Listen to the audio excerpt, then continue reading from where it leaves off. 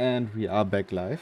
That was my quality internet being gone for a I'm couple never of entirely seconds. sure if I should carry on talking during those sections or if I'll just be talking to myself. You would be talking to yourself. Fair Meanwhile, enough. while that happened, Andrew and Looney, of course, passed Enrico Bruiniger. So Yeah, Breuninger just ran a little bit wide at one of the bottom corners and had a bit of a touch of the wall, and Adrian Lunio managed to sneak his way past. I only saw the pass for P4 with Häusler and Federle going side by side through Balchard. You don't really see that often. But to this time finish off what I said about the Aston Martin. It is very different that even people like me who prefer in GT3 the rear and mid-engine cars to, well, make a lot of fun and be very... You can have a lot of trust in the car, let's say it like that.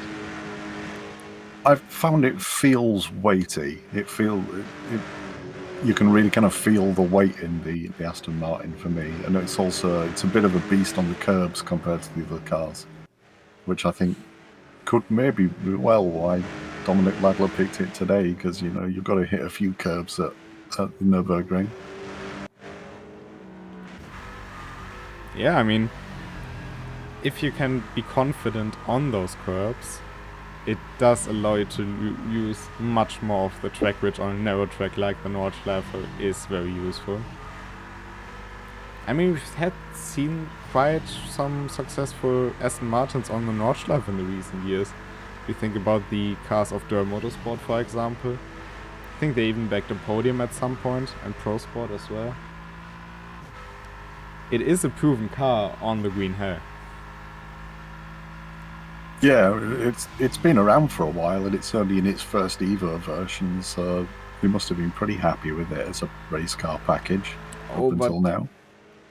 Yeah, still Dominic Ladler has lost it going into Sprunghügel and now through the Bellow-Fest, tightly followed by Adrian Lunio, who, reminder, we started this race in 9th.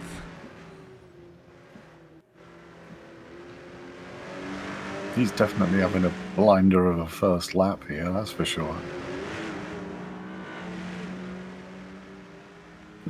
I mean, all he needs to do to wrap up the championship, to be the Season 2 champion, is to finish this race, basically. But we know Lunio.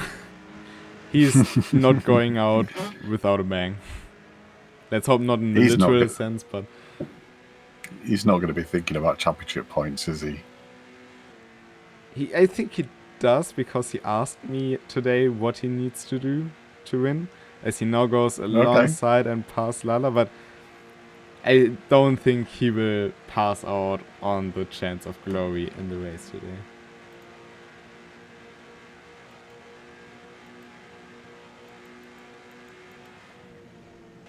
It was a good clean overtake even before the Bilstein Bridge there.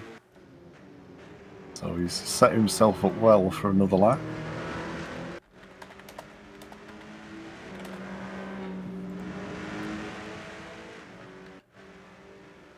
I mean, he's showing very strong pace here right now.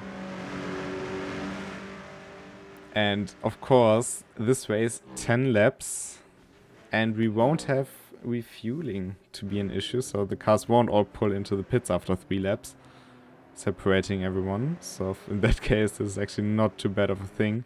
As Breuninger now comes under pressure from Häusler, and we have seen them battle before, especially in, I think it was RCL.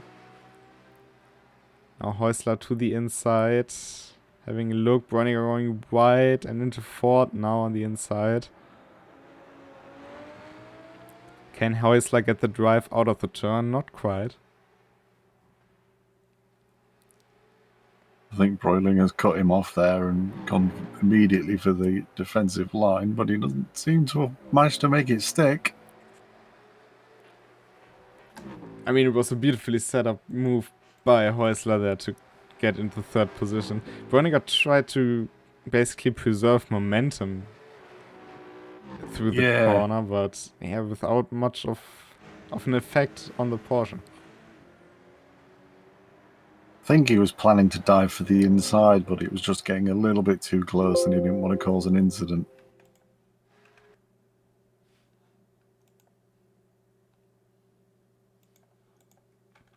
Pisco Jordan also trying to get closer. He got past Fedele as well this lap.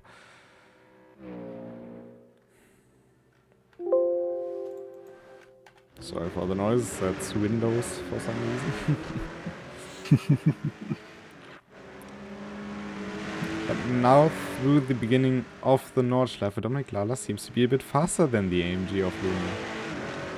Yeah, he's been setting a couple of purple sectors, so he's been definitely not holding back this lap after losing his lead.